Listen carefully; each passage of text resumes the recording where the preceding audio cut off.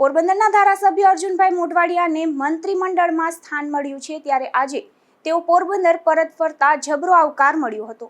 રિવરફ્રન્ટથી સુદામા ચોક સુધી એક રેલીનું આયોજન કરવામાં આવ્યું હતું, જેમાં માનવ મહેરામણ ઉમટી પડ્યો હતો। તો અર્જુનભાઈએ પણ આ તકે પોરબંદરના વિકાસની ખાતરી આપી હતી।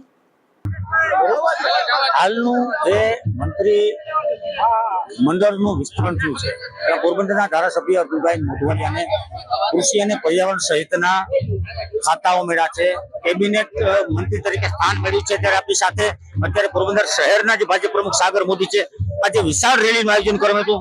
સાગરભાઈ, શું કેવો આવકાર? લોકો સ્વયંભૂ કેબિનેટ મંત્રીશ્રીને વધાવી રહ્યા છે। આખું પોરબંદર આપ જોઈ શકો છો। એ જ રીતે પોરબંદરને ફરી પાછું પ્રતિનિધિત્વ ગુજરાત સરકારમાં મળી ગયું છે અને કેન્દ્ર સરકારમાં તો આપણા કેન્દ્રીય મંત્રી છે મનસુખભાઈ। એ રીતે ખૂબ લોકોમાં ખૂબ ઉત્સાહ અને ઉમંગ છે, તે આપ જોઈ શકો। ખાસ કરીને પોરબંદરના ધારાસભ્યનું કેબિનેટ મંત્રી તરીકે સ્થાન, લોકસભાના સાંસદ પણ કેબિનેટ મંત્રી, કેન્દ્રીય। આપણે અર્જુનભાઈને પૂછીએ, અર્જુનભાઈ, જે રીતે આ વિશાળ રેલીનું આયોજન થયું છે, લોકોનો કેવો આવકાર મળ્યો છે? સ્વાભાવિક છે, પોરબંદર એમના દીકરાને આવકારવા માટે હંમેશા ઉત્સુક હોય। કોઈ પણ શહેર હોય, કોઈ ગામ હોય, જિલ્લો હોય, એને સ્વાભાવિક એના દીકરા પ્રત્યે અનુકંપા હોય। એને કારણે ગઈકાલે શપથવિધિ આજે પોરબંદરમાં આવ્યો એટલે અહીંયા હજારોની સંખ્યામાં લોકો આવકારવા ભેગા થયા છે અને અપેક્ષાઓ પણ ખૂબ છે અહીંયા। એના માટે જે કંઈ શક્ય છે સરકારની મદદ લઈને સ્થાનિક રીતે બધાને સાથે રાખીને આના માટે આપી છે। એના માટે આપણા યશસ્વી પ્રધાનમંત્રી નરેન્દ્રભાઈ મોદી, આપણા મજબૂત નેતા અને ભારતનું ગૌરવ એવા દેશના ગૃહમંત્રી અમિતભાઈ શાહ, જેપી નડ્ડાજી, ગુજરાત રાજ્યના મુખ્યમંત્રી ભૂપેન્દ્રભાઈ, ગુજરાતના પ્રમુખ જગદીશભાઈ વિશ્વકર્મા અને ગુજરાતના પૂર્વ પ્રમુખ CR પાટીલજી સહિતના તમામ આગેવાનોનો આભાર માનું છું। અને અહીંયા જે ઉત્સાહ અમારા ભારતીય જનતા પાર્ટીના તમામ કાર્યકર્તા ભાઈ, પોરબંદરના નગરજનો, પોરબંદર જિલ્લાના નગરજનો, બધાનો આભાર। ખાસ કરીને ડબલ એન્જિનની સરકારની જે વાતો હતી, હવે તો સ્થાનિક લેવલે પણ ડબલ એન્જિન સરકાર થઈ છે।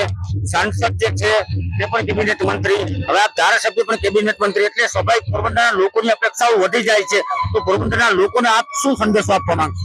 જો લોકોની અપેક્ષાઓ પૂર્ણ અમે જ કરી શકવાના છીએ। ડબલ એન્જિનની સરકાર ત્યાં ગુજરાત અને દિલ્હીમાં છે અને પોરબંદરમાં પણ, પરંતુ એક બી વાવીએ એના પછી એને ઉગતા, એનો પાક આવતા થોડો સમય લાગતો। બી વવાઈ ચૂક્યું છે અને ખાતરી આપવા માંગુ છું થોડા મહિનાઓ કે વર્ષની વાત થશે, કારણ કે કોઈ પણ કામ શરૂ કરવાની અંદર પણ એકાદ વર્ષ જતું હોય છે। જે રીતે આપણે મકાન બનાવતા તો મકાનની અંદર 2 વર્ષ જતો હોય છે સમય, એ રીતે આ બધા પ્રોજેક્ટ જે અત્યારે મંજૂર થયા છે તૈયારીમાં 2 વર્ષ થશે અને પોરબંદર નગર છે એ બીજા નગરોની હરોળમાં આવી જાય। હરોળમાં છે પણ એનાથી પણ આગળ નીકળી જાય અને વિશ્વની અંદર એનું જે નામ છે એને નગર બને, એના માટે બધી કોશિશ કરી છે। થેન્ક યુ, આભાર અર્જુનભાઈ।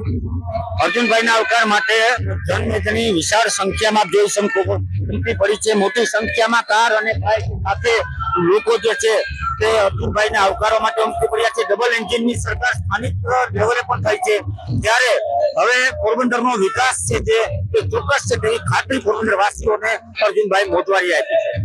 પોપટ શાહ, સોપાન, ગુજરાતી, પોરબંદર।